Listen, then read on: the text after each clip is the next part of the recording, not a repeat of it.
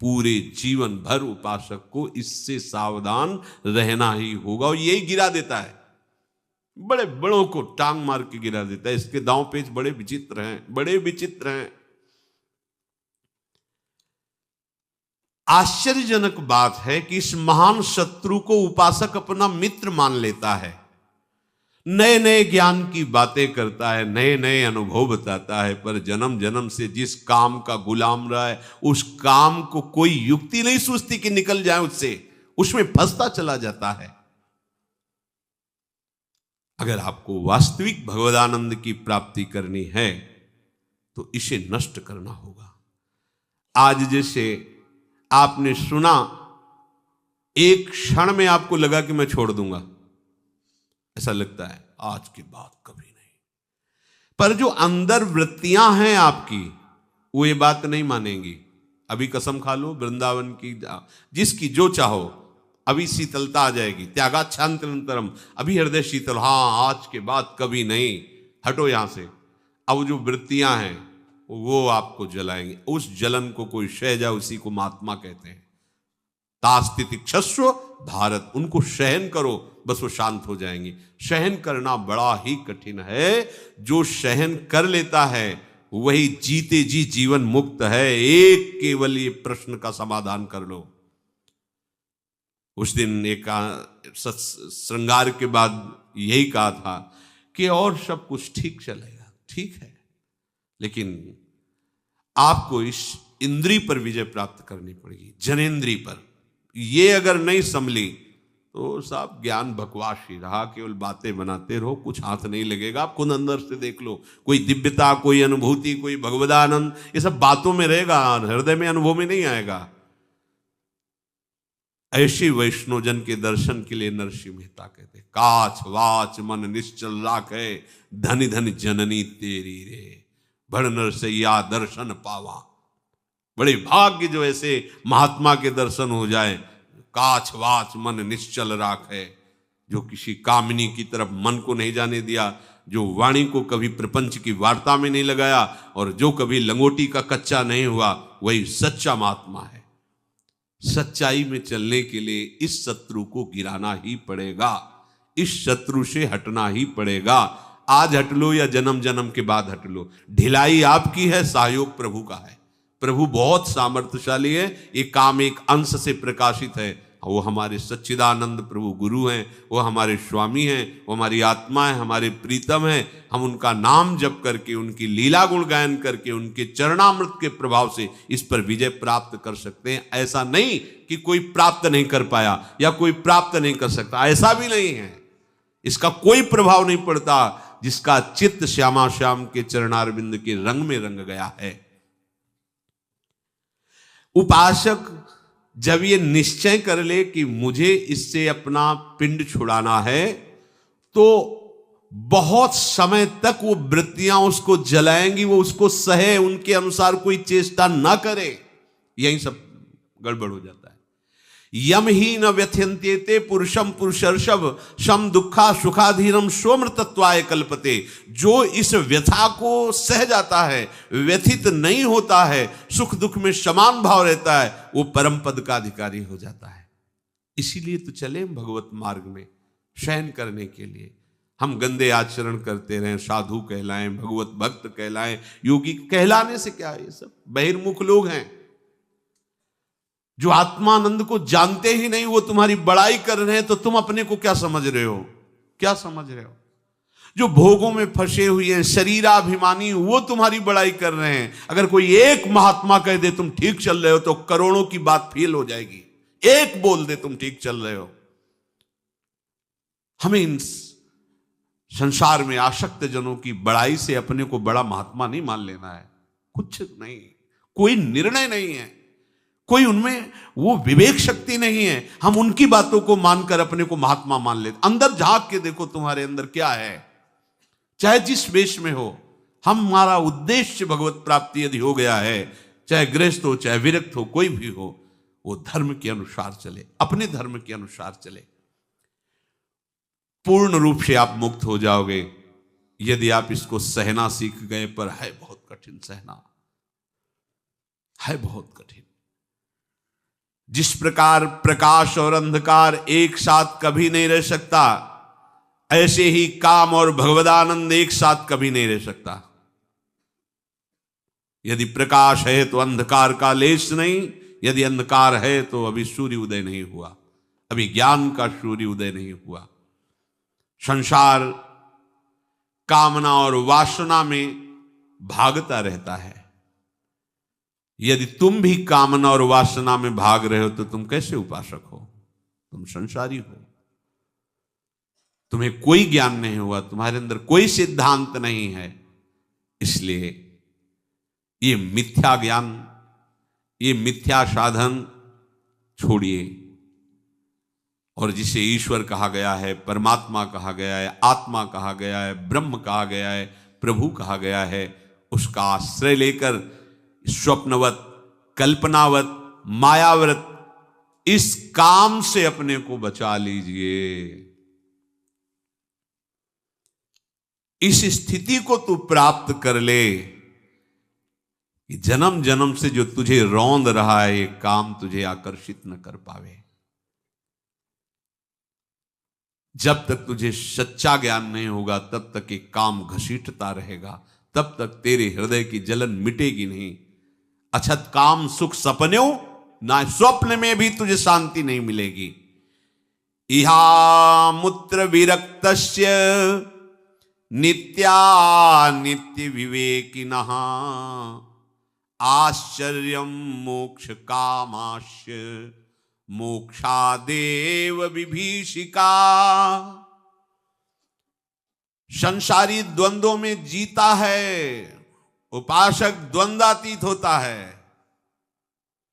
अच्छा बुरा, लाभ हानि, सुख दुख, आसक्ति घृणा, जय पराजय, संघर्ष शांति, ये सब संसारी के जीवन में होते हैं, साधु के जीवन में नहीं, उपासक के जीवन में नहीं। संसार में रह करके वो संसारियों से भिन्न होता है उपासक। मृत्यु होने पर तो सबके छूट जाते हैं, पर उपासक वही है, शरीर रहते हुए इस पर विजय प्राप्त कर ले। जब कोई शरीर छोड़ता है तो पाप पुण्य उसकी संपत्ति होते हैं, और वो लेकर के यहां से पाप पुण्य जाता है। पुण्य अधिक हुआ तो स्वर्ग जाता है, पाप अधिक हुआ तो नरक जाता है। फिर पाप पुण्य दोनों से बना हुआ इस शरीर, मानव शरीर मिलता है। फिर कर्म, फिर यही दुर्गति। अतः ऐ साधक, तू भगवत प्राप्ति का साधक बन, कामनाओं का नहीं। भोग की कामना जब तक है तब तक तू अपने को किसी भी प्रकार का साधक मत मान। ये निकृष्ट भाव त्यागना ही पड़ेगा। बहुत दुर्दशा हो जाती है, बहुत दुर्दशा। साधक समझ नहीं पाता। श्री स्वामी सच्चिदानंद जी महाराज जब भ्रमण हम कर रहे थे तो कुछ समय उनके पास भी रहे, बड़े अच्छे महापुरुष। वो उस समय ब्रह्मचारी जीवन होता है, जैसे नैष्टिक ब्रह्मचर्य, महावाक्य, संन्यास, ऐसे क्रम होता है। उस समय नैष्टिक ब्रह्मचर्य के व्रत में थे। तो उन्होंने कहा, ब्रह्मचारी एक तुम्हें घटना सुनाते हैं पास की, वो इसलिए सुनाते हैं कि इसको बहुत गौर से सुन लेना। हम कहा जी महाराज जी। बोले एक हमारे परिचय के ब्रह्मचारी जी थे, वो एक यहाँ बहुत बड़े जमींदार हैं, कोई गांव का नाम बताया उन्होंने। कहा वो जमींदार हैं, वो संतों को भगवान मानते हैं। कोई भी संत चला जाए बिल्कुल भगवान का स्वरूप मानकर उनकी आरती पूजा, और घर एकदम उनके लिए फ्री। कहीं बैठो, किसी से बात करो, मतलब उनका बड़ा भगवत भाव। बोले वो ब्रह्मचारी जी उनके यहाँ 10-10 दिन रुकने लगे। जब हमें पता चला तो जब हमारे पास कभी आए तो उनको कहा, बिल्कुल सिद्धांत के खिलाफ मत चलो, शास्त्र आज्ञा नहीं करता। विरक्त को आज्ञा शास्त्र नहीं करता आप गृहस्थ के घर रुक जाओ, नहीं। आप अगर रात्रि हो रही है, किसी नगर में, गांव में है, तो देवालय में रुकिए, भिक्षा ले लीजिए, देवालय में पाइए। गृहस्थों के आसनों पर शयन करना, उनके घर में कई दिन तक रहना, ये ठीक नहीं। अगर कहीं ऐसा बन भी जाए संयोग कि उनके घर में रहना है, तो उनके घर के बाहरी हिस्से में, जैसे छप्पर पड़ा है, खपरेला पड़ा है या बारंडा है, एकदम खुले में चौड़े पे आसन लगाना चाहिए साधु को। कोठरी में, कमरे में, ऐसे अंदर नहीं, गृहस्थी के लिए नहीं, ऐसा नहीं। उनको हमने समझाया, और स्वामी जी सच्चिदानंद जी बोले कि आप 10-10 दिन जमींदार जी के यहाँ रहते हैं, यद्यपि वो बड़े श्रद्धालु हैं, पर शास्त्र विरुद्ध है, आपको ऐसा नहीं करना चाहिए। वो उनको बड़े उपनिषदों के सूत्र ज्ञान थे, तो वो हंस के स्वामी जी कहते कि देखो भाई, हम पढ़े लिखे ज़्यादा तो है नहीं, पर हम महापुरुषों से कढ़े हैं, इसलिए हम कह रहे हैं तुम गलत हो। अब आप हमारा उपनिषदों के सूत्रों से मुख बंद करना चाहें तो बात अलग, हम पहले कह रहे हैं पढ़े लिखे नहीं, पर महापुरुषों से कढ़े। वो बड़ा शिव स्वरूप एकदम, ऐसा मतलब जैसे पहलवान कोई, क्योंकि बाल ब्रह्मचारी और त्रिपुंड लगता तो साक्षात लगता है कि महादेव बैठे हुए, दंडधारी महात्मा। फिर उन्होंने जो घटना सुनाई, वो वहाँ अधिक समय, और उनको को तो जमींदार थे, धनी थे, खूब खेती थी और बहुत सेवक थे, तो बड़े प्रसन्न होते संत हमारे घर। कोई कोई ऐसे महाभागवत होते हैं गृहस्थ, वो बिल्कुल मतलब ऐसी स्थिति एकदम संतों के प्रति भगवत भाव, जैसे रसिकानंद माल में आते हैं बहुत से चरित्र। अब क्या हुआ कि उनकी जो घर की एक बेटी थी, वो बैठना उठना धीरे धीरे धीरे धीरे, ये मन है, जब तक ये मन जिंदा रहता है तब तक तुम बहुत सावधानी तुम्हें मार देगा। अब उनका व्यवहार हो गया, प्रेम हो गया। अच्छा, उनके लिए चांस था, नैष्ठिक ब्रह्मचर्य के बाद सन्यासी होता है, लेकिन केवल ब्रह्मचारी के बाद वो गृहस्थ में भी जा सकता है। तो उन्होंने बात की, दोनों भागने के लिए तैयार हो गए। भागे, भगवान का खेल। स्टेशन में उनके परिवार का आर्मी से छुट्टी में आया हुआ था, वो अपना सब देखा हो तो कहा, कहाँ बिटिया? अब तो उसके होश उड़ गए। उसने कहा, भैया पता नहीं क्या बाबा जी ने खवा दिया, हमारी बुद्धि खराब हो गई, हमें लिए जा रहे हैं। ओ उनके तो अब क्या बोले उनको।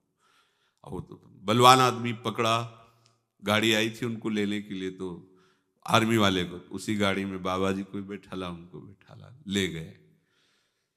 अब वो तो जमींदार ने कहा कि हम तो प्रणाम करते हैं, आप लोग जैसा चाहें वैसा निर्णय करें, हम इस विषय में ना तो दंड विधान कर सकते हैं ना हाँ कर सकते हैं, आप देखो। वो सच्चे भक्त थे।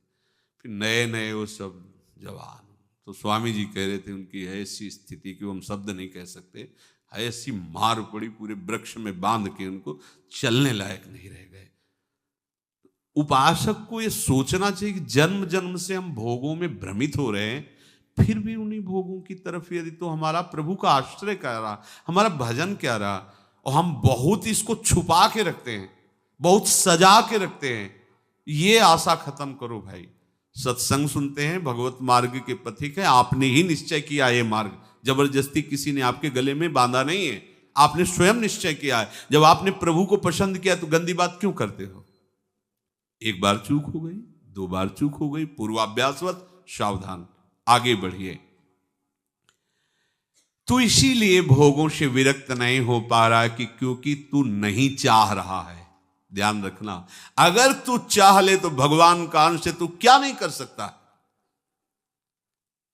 तू चाह कर तेरे संस्कार, वृत्तियां, ये बीज रूप सब नष्ट हो जाएगा, जो भोग का संस्कार है नष्ट हो जाएगा, और तू पूर्ण रूप से मुक्त होकर नित्य एवं शाश्वत को प्राप्त कर लेगा। बड़ा आश्चर्य है,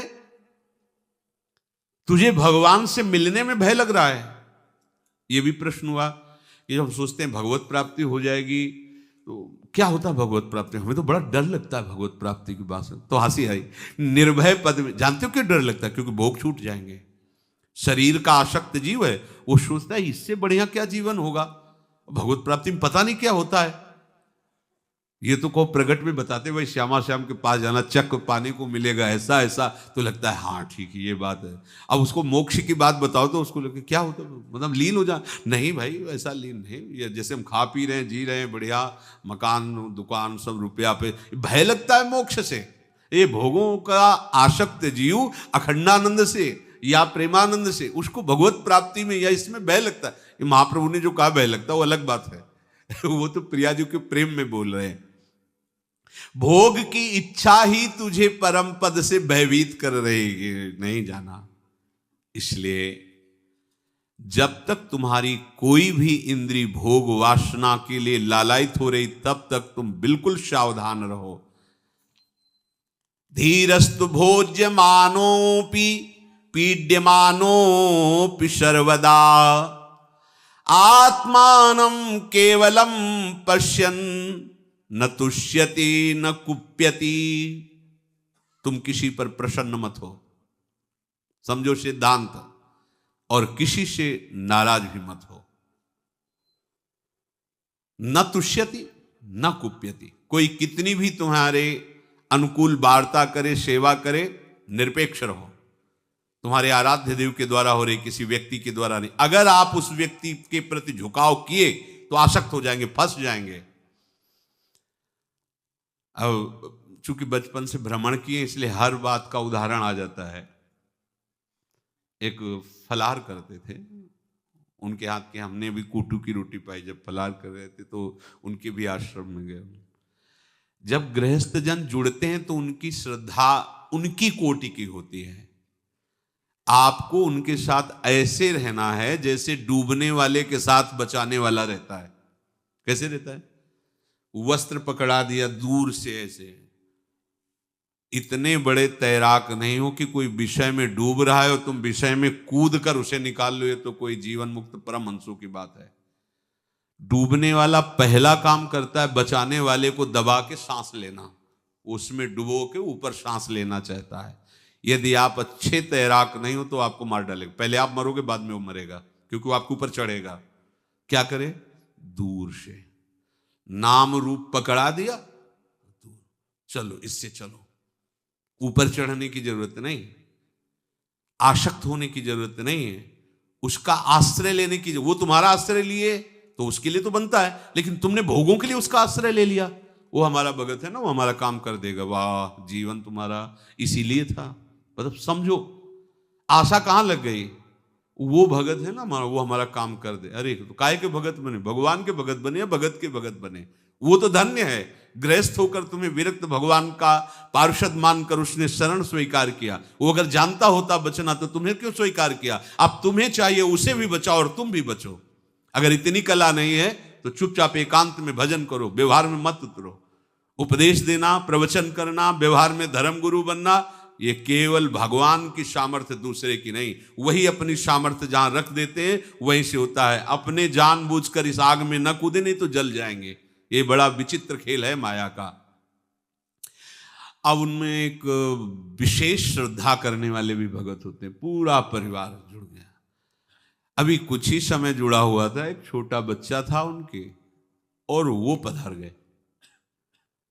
अब उनकी पत्नी, महाराज अब तो हमारा कोई न रिश्ते नातेदार कोई नहीं, आप ही गुरुदेव हो।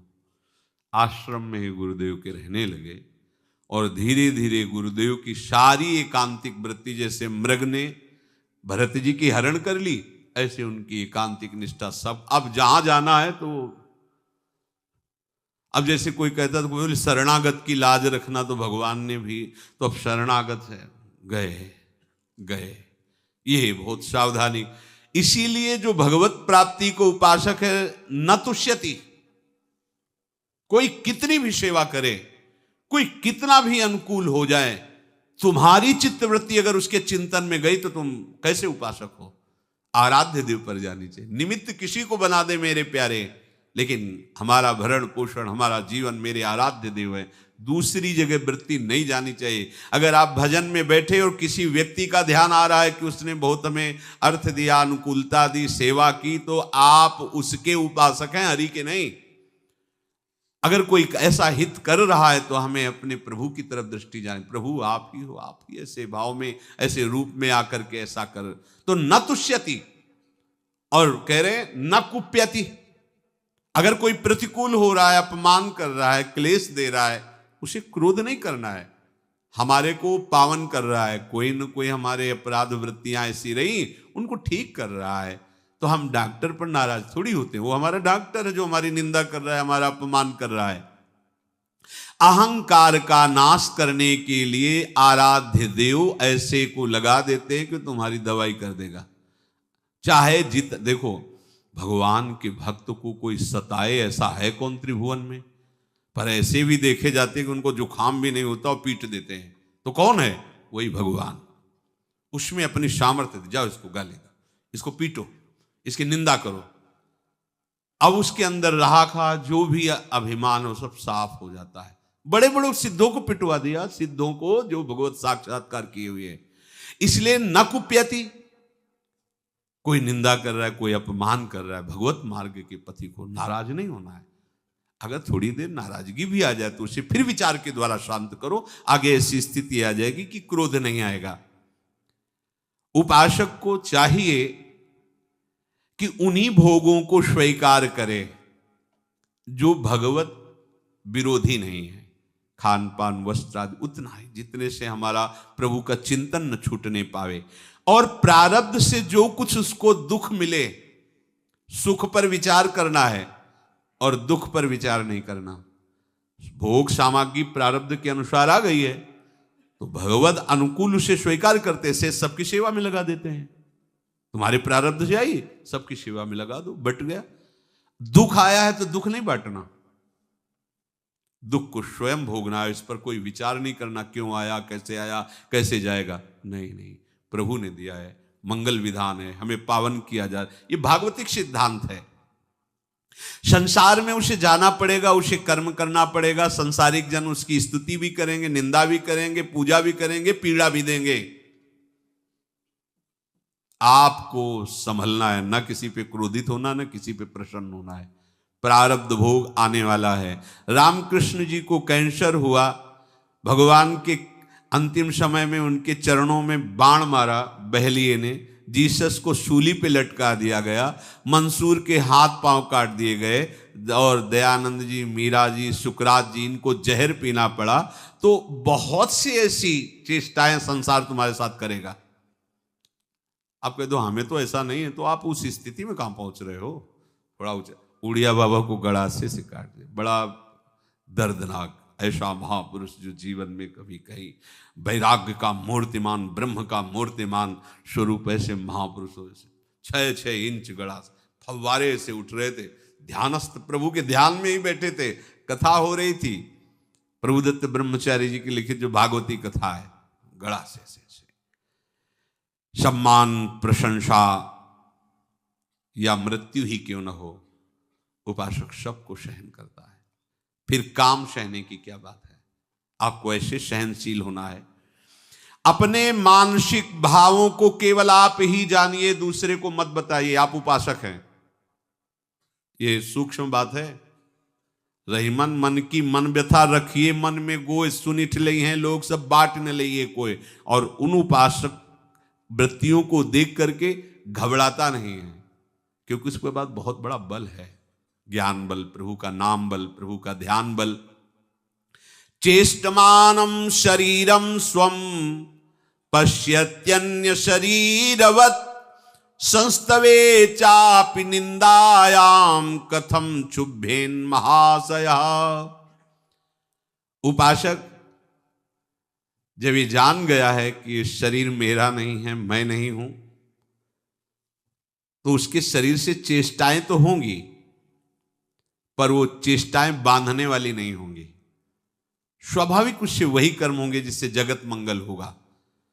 जब कहीं स्वसुख वांछा का लक्ष्य होता है तो स्वाभाविक कर्म होंगे जिससे जगत अमंगल होगा, और जब स्वसुख वांछा की वृत्ति नहीं होती तो उससे स्वाभाविक चेष्टा ऐसे होती है जिससे जगत मंगल होता है। वो कुछ भी चेष्टा करेगा उसमें जगत मंगल छुपा होता है। उपासक कभी क्षोभ को प्राप्त ना हो हृदय, ऐसी वृत्ति बनाए। माया मात्रमिदं विश्वम पश्यन् विगत कौतुकः, अपि सन्निहिते मृत्यु कथम तृष्यति धीर धीः। अज्ञानी तो संसार को सत्य मानकर इसको भोगना चाहता है, वो इसी में रहता है, इसी में जीता है, इसी में खाता पीता हंसता खेलता है। और इसी में अपना विकास मानता है, उन्नति मानता है। संसार में राग द्वेष स्नेह घृणा यही उसका जीवन होता है, पर उपासक का नहीं। उपासक संसार की उन्नति को उन्नति नहीं मानता, वो तो स्वर्ग को भी कुछ नहीं मानता। उपासक इसको उन्नति मानता है। मान अपमान दुख सुख लाभ हानि कोई प्रभाव नहीं, ये उन्नति, ये अध्यात्म उन्नति है। चाहे जितनी भोग सामग्री हो, भोगने की इच्छा ना हो, ऐसा हो जीवन कृतार्थ हो जाएगा, ऐसा हो जीवन कृतार्थ हो। और ऐसा बिल्कुल होगा। आप सच्ची मानिए, प्रभु के लिए कुछ दुर्लभ नहीं। आप उन प्रभु का आश्रय ले, बिल्कुल मान लीजिए। वो जीवन को देखा है, इस हृदय को देखा है। ये लोग कहते हैं हम पीएचडी पढ़े, तो हम कहते हैं मन की पीएचडी पढ़े, क्योंकि बचपन से इसी की मार खाते रहे, इसी को देखते रहे, इसी की एक एक हरकत देखते रहे, एक एक वृत्ति देखते रहे। सच्ची मानिए, प्रभु का आश्रय लेकर इसे प्रभुमय कर दिया जाए, मन को प्रभुमय कर दिया, सब ठीक हो जाएगा। रात दिन भजन में लगा दो, मृत्यु नजदीक है, आने वाली है। संसारी पुरुष मृत्यु से डरता है। यदि तुम मृत्यु से भयभीत हो गए तो तुम कौन से साधक हो, किस बात के साधक हो? अरे भाई, तुमने तो जीते जी शरीर का त्याग कर दिया, अब छूटे तो क्या परेशानी। सबसे बड़ी मृत्यु की, भय की वृत्ति उसके अंदर होती जो शरीर को अपना मानता है, जो जीना चाहता है, जो भोग भोगना चाहता है, जीकर वही मृत्यु से भयभीत होता है। तूने तो भोगों को त्यागा, शरीर के राग को त्यागा, तो जीने की इच्छा क्यों? अभी मृत्यु आ जाए, क्या फर्क पड़ता है? हम तो अपने स्वरूप में है, अपने स्वामी जी के समीप है और वहीं है, वहीं जाना है, वहीं है, जहां जाना है वहीं है। अब हमें क्या फर्क पड़ता है? बोले आपको नहीं पड़ता होगा, हमें तो पड़ता है भाई। हम आपस में मिलके एक शब्द में हमें बोल दिया, हम सब प्रियाजू के हैं और ये तो जलेगा, ये एक दूसरे को सब ले जाते हो, जलाते। ए मरा, ये लेगा, राम नाम सत्य है। तो तेरे विवेक कहाँ गया था?